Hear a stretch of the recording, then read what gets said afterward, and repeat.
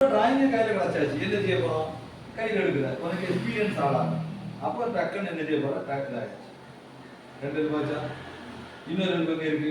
திரும்ப என்ன எங்க போகுது? டவுன் ஆச்சா. மேல வந்துட்டு அடுத்த எங்க போகுது? டவுன். திரும்ப எங்க போகுது? எஸ். திரும்ப டவுன். ஏன்னா இதை நீங்க ஆங்குலர் இது பண்ணணும். இது நேரே வர்றது அப். அப்போ எஸ் தான். திரும்ப வர்றது யூ ஷேப்ல வருது. இதுதான் கம்பி உடைக்கிறதுக்கு ஸ்பீடு. மீதி இருக்கிறதுல ரெண்டாவது சொல்லுதா, இதுக்குள்ள நுழையாது. இதுக்குள்ள நுழைஞ்சா உங்களுக்கு என்ன செய்ய முடியாது? டைம் ஸ்பெண்ட் பண்ணி அதுல போய் இது படிக்கிறது மறக்கும். இது இந்த ரேஞ்சில் வரணும். காமிச்சேன் உங்களுக்கு அங்க 1 அரை பாதி எழுதி போட்டது இருக்குன்னா அதை படிக்கிறது பற்றி படிச்சு முடிச்ச ஆளு எவ்வளவு ஸ்பீடா பண்ணுதுன்னு சொல்லியது இதுதான். விளைச்சு பாரு தான் இந்த குறைச்ச மேலோட எடு ஒன்றும் பறிக்க முடியும். அந்த மாதிரி இது கம்பி தான், ஒன்றும் எங்கேயும் போவாது. புரிஞ்சு இல்லை, சீரியஸாக சொல்லியதான். இப்போ எங்கேயும் என்ன செய்யாது, போவாது. அங்கே ஒரு தடவை வளைச்சதை பார்க்காமலே வளைக்கிற மாதிரி ஆச்சு. நம்ம இது எப்படி வருது? எக்ஸ்பீரியன்ஸில் பண்ணுறோம். அங்கே ஒரு தடவை பார்த்தா போதும். வள நீ வள பார்ப்போம்.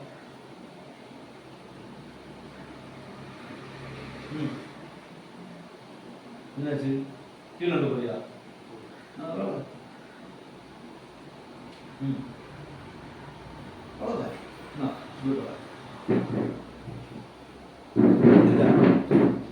இருக்கு பொண்ணோட அடுத்த நெக்ஸ்ட் வேர்ட்.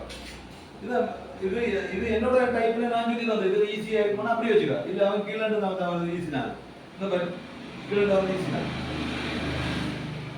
இதுதானே அந்த ரேஞ்சில் தானே இருக்கு. இது ஒரு யூ டைம், தென் ஒரு 2 எஸ் முடிஞ்சு போச்சு. வைக்கலாமா? அப்போ இது ஸ்டாப் வாட்ச் வச்சு பண்ணணும். யாரு ஃபாஸ்டா பண்ணுதாங்க, யார் அதிகம் நேரமே பண்ணுதாங்க, யாரு முன்ன லேட் ஆகுது, அவன் திரும்ப ஒன்னோட ரிப்பீட். இதுதான் எங்களோட டிராயிங். பட் டெம்ப்ளேட்டோட ஸ்பீட்னஸ் கூடும். சரியா?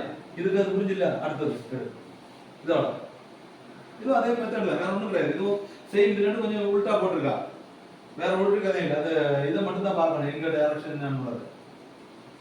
ஜஸ்ட் ஒன்று டேர்னிங் மாறும், மீது எல்லாம் எஸ் டைப்லையும்.